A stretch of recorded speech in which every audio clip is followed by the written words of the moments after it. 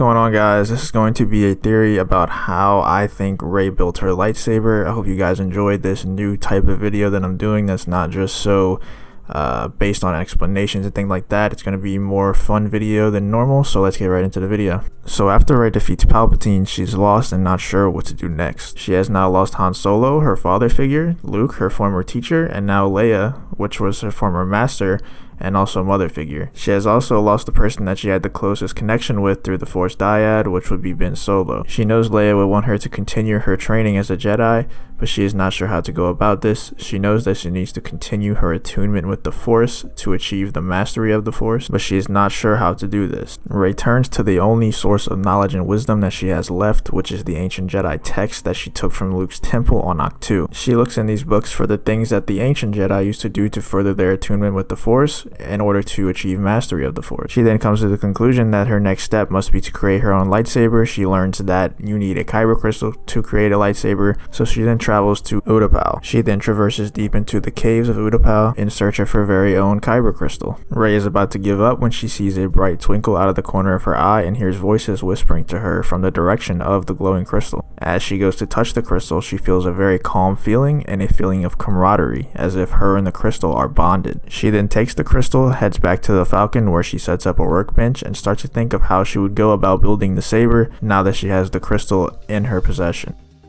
Hey, what's up, guys? I just want to interrupt this video real quick to tell you to make sure that you subscribe.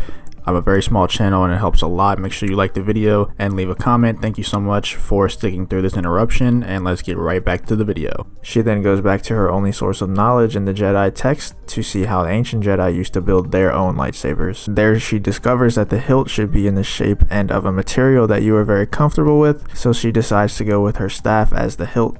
As she is very comfortable with and effective at fighting with her staff, she thinks it is only right to make the saber hilt out of her staff. She opts to have the hilt with blades coming out of both sides, as this fits the fighting style that she is most comfortable with. She then spends many hours at her workbench on the Falcon, turning her staff into a suitable hilt, as she wonders which color the crystal will take when fully bonded with her. As she learned in the Jedi text, all lightsabers are not blue or red, and in fact, the color that your crystal takes up says a lot about you as a Force user. She puts the finishing touches on the saber, and as she goes to push the button to ignite the saber, she looks down at Luke and Leia's sabers and says, "I will return you to where you belong." She decides not to ignite her saber and reveal the color of the crystal until Luke and Leia's sabers are buried safely at the Lars homestead.